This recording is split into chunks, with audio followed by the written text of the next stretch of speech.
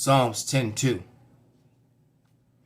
The wicked in his pride doth persecute the poor. Let them be taken in the devices that they have imagined. For the wicked boasteth of his heart's desire, and blesseth the covetous, whom Yahweh abhorreth. The wicked, through the pride of his countenance, will not seek after God. God is not in all his thoughts. Call Halal Yahweh Bashan Awashai Bashan Rakakwadash. Double honors unto the apostles and the elders. Salutations to all my fellow laborers doing this work in truth and sincerity, risking their lives and their freedom to do so now more so than ever. To the scattered elect that are scattered around the four corners of the earth, that be like unto the speckled bird, the Israelite foreigners, and to the Akwaf that are listening and learning, to you, I say Shalom.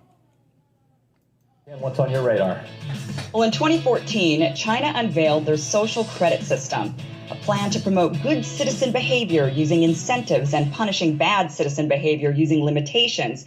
During the unveiling of the social credit system, the state council stated that the plan would, quote, allow the trustworthy to roam everywhere under heaven while making it hard for the discredited to take a single step, unquote.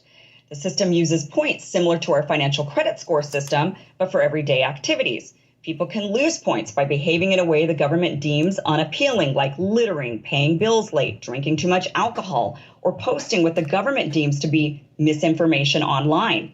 A person can gain points by helping old ladies walk across the street, exercising daily, and following all government directives. China says the system is meant to promote honesty in government affairs, commercial integrity, social integrity, and judicial credibility.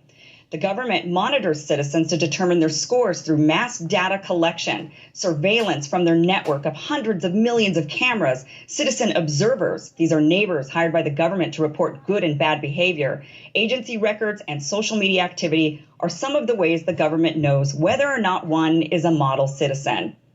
Now, everyone in China starts off with a set amount of points and can lose or gain them based on what's deemed good or bad behavior.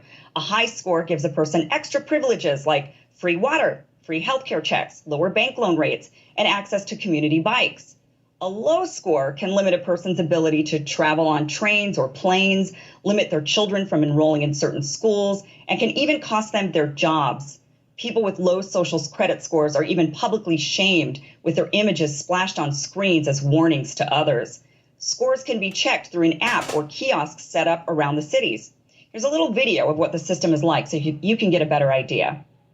Companies are experimenting with the algorithms to help the government create the new national social credit system. The government also has pilot projects. In one, citizens are required to do hours of unpaid work to get benefits. And scores are docked for things like littering, a messy yard, gossip, even jaywalking. Video of offenders is shown on the local news.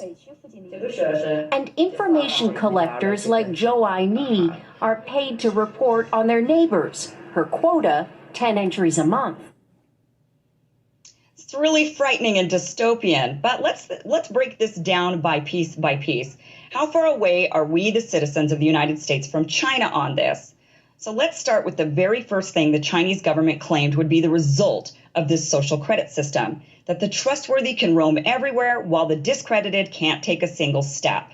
Now, countless people have been calling for the government to issue vaccine mandates that would grant certain trusted people, those who are vaccinated, access to travel, entertainment, and even jobs. In San Francisco and soon in New York City, in order to enter a bar, restaurant, or any public place of entertainment, people must show proof of vaccination. Now, with Pfizer's vaccine being fully FDA approved, scores of people are wanting to see the unvaccinated completely unable to participate in society. Essentially, they want a world where the vaccinated can roam everywhere under heaven while the unvaccinated can't take a single step. And it isn't just the vaccine passports that are marching us towards China's dystopian future.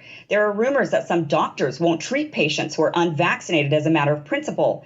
They morally oppose their decision and intend to deny medical care because of it. Now, these rumors may or may not be true, but one thing that is ringing true is the loud chorus of people on social media suggesting folks who are unvaccinated should be refused treatment or should be left with large medical bills. Never mind the smokers who get lung cancer or the motorcyclist who gets into an accident. The unvaccinated deserve punishment. And it isn't just the fun stuff the unvaccinated will miss out on. Numerous businesses are requiring their employees to be vaccinated or lose their jobs. Universities tell students to do it or miss out on their education. But what is this all based on? Mounting evidence is suggesting the vaccine doesn't stop the spread. So is this really based on science or conformity? Now, like in China, we are witnessing an increasing amount of squelching dissent. Social media companies have taken up the majority of the work, maintaining the official narratives by censoring anything deemed misinformation. And what exactly is misinformation? As we've seen on so many instances of accurate and truthful information being censored, it has become clearer and clearer that what is considered misinformation is just anything that isn't the official policy of the government. Essentially, it is no longer okay to have an opinion, even an expert opinion if you happen to be one, if it goes against the stance of badge-carrying officials. Job 29:17. I break the jaws of the wicked and pluck the spoils out of his teeth. Call halal Yahweh Shem Shai by Shem Rakak Wadash. Wa Abab Abal Qam Yasharahla.